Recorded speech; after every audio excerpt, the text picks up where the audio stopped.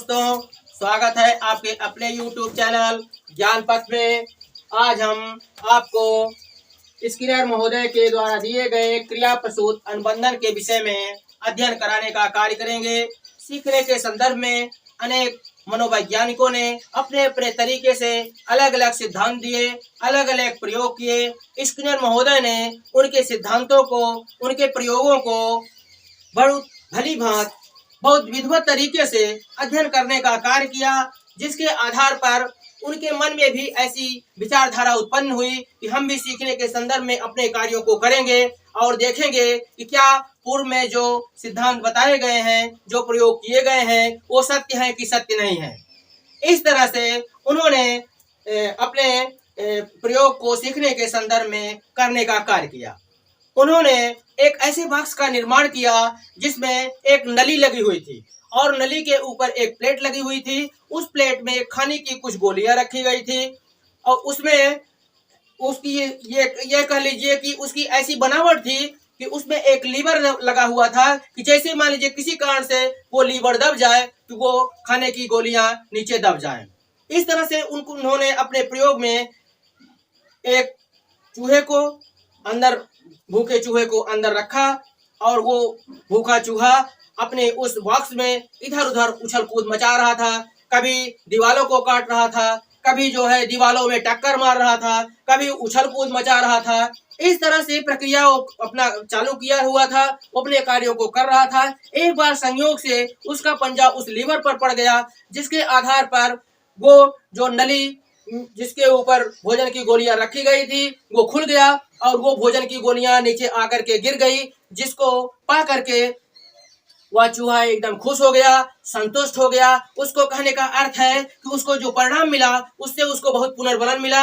इस तरह से यही प्रक्रिया स्किनर महोदय ने बार बार दोहराई, बार बार दोहराई, बार बार दोहराई। तो इस बार बार दोहराने की प्रक्रिया में उन्होंने ये देखा कि वो जो चूहा था वो लीवर को खोलना सीख गया। जब भी उसको भूख लगती थी वो सीधे बॉक्स में आता था, अपने लीवर को दबाता था और जो प्लेट में उस नली के सहारे जो ऊपर खाने की गोलियां रखी गई थी वो खाने की गोलियां उस नली के सहारे नीचे गिर जाती थी और आसानी से वो भोजन के रूप में उसको पा लेता था। इस तरह से जब भी उसको भूख लगती थी वो सीधे लीवर को दबाता था और भोजन की गोलियां प्राप्त कर लेता था। इस तरह से उन्होंने अपने कुछ निष्कर्ष निकाले कि जिस तरह से थॉर्नडाइक महोदय ने, पावलोव महोदय ने उद्दीपक को महत्व दिया था, उनका मानना था कि सीखने के लिए उद्दीपक का होना या उद्दीपन का होना आवश्यक है। स्किनर महोदय ने इसको नकार दिया। उन्होंने कहा उद्दीपक की आवश्यकता सीखने के लिए उतनी नहीं होती है, बल्कि क्रियाओं का महत्व उन्होंने दिया। उन्होंने अपने सिद्धांत के जो निष्कर्ष के रूप में दिया उसमें उन्होंने क्रिया को महत्व दिया, क्योंकि अनुक्रिया के आधार पर ही वो जीव सीखता है। जैसा कि वो चूहा सीखा, ऐसा ही उन्होंने प्रयोग अपने कबूतर के ऊपर भी किया था। इस तरह से उन्होंने अपने प्रयोग के आधार पर कुछ निष्कर्ष निकाला और उन्होंने कहा कि सीखने के लिए उद्दीपन या उद्दीपक का होना आवश्यक नहीं है, बल्कि क्रिया का होना आवश्यक है। पॉइंट नंबर 2, जो सीखने के लिए या ये कह लीजिए क्रिया के परिणाम जो प्राप्त होते हैं, कहने का मतलब क्रिया करने के बाद जो सफलता मिलती है उससे उस जीव को पुनर्बलन मिलता है और उस पुनर्बलन के आधार पर ही कोई भी जीव या ये कह लीजिए कि वो चूहा अपने कार्यों को तीव्र गति से करता है। जैसे मान लीजिए कक्षा में कोई छात्र पढ़ने में खूब मेहनत से पढ़े और परीक्षा में जो है अच्छा अंक पाए और जब वह क्लास में पुरस्कृत किया जाता है तो उसका मनोबल बढ़ जाता है। तो कहने का आशय है अगली परीक्षा जब वो फिर आती है तो उसमें वो और अच्छे से जो है परिश्रम करने का कार्य करता है, जिससे अगली कक्षा में उसे और अच्छा अंक प्राप्त हो जाता है। अब पॉइंट नंबर 3 की बात करते हैं। क्रिया और पुनर्बलन के परिणाम स्वरूप होने वाला अनुबंधन ही क्रिया प्रसूत अनुबंधन के नाम से जाना जाता है। इस तरह से उन्होंने यह निष्कर्ष निकाला कि सीखने के लिए उद्दीपन या उद्दीपक का होना आवश्यक नहीं है, बल्कि जो उस जीव की आवश्यकता होती है उसको ध्यान में रखते हुए वो क्रियाओं को करता है, जिसके कारण एक अनुबंध बनता है, जिसे हम क्रिया प्रसूत अनुबंधन के नाम से जानते हैं। इस तरह से स्किनर महोदय ने अपने प्रयोग के आधार पर यह बताने का कार्य किया, सीखने में पुनर्बलन का बहुत महत्व होता है। पुनर्बलन दो प्रकार के होते हैं। पहला होता है धनात्मक पुनर्बलन और दूसरा होता है ऋणात्मक पुनर्बलन। धनात्मक पुनर्बलन का जब प्रयोग किया जाता है वो धनात्मक पुनर्बलन के आधार पर उस जीव का मनोबल बढ़ता है।